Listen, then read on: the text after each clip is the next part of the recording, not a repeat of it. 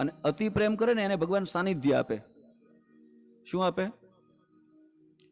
તો 7 દિવસ આપણે ગંગામાં નાહવાનું છે.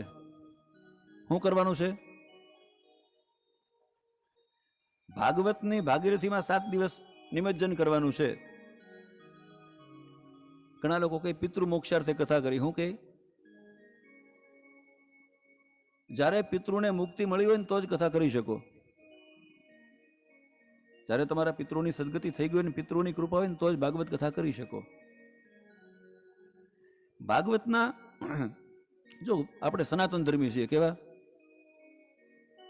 અહીંયા તો બધા બહુ અમારા બ્રાહ્મણો છે એટલે કહેવાનું જ નહીં હોય, વિદ્વાનો છે. કારણ કે અમારે મારા જેટલા મારા શ્લોકો બોલ્યા પૂજામાં, જે સ્તોત્રો બોલ્યા એ આખો પરિવાર સાથે બોલતો.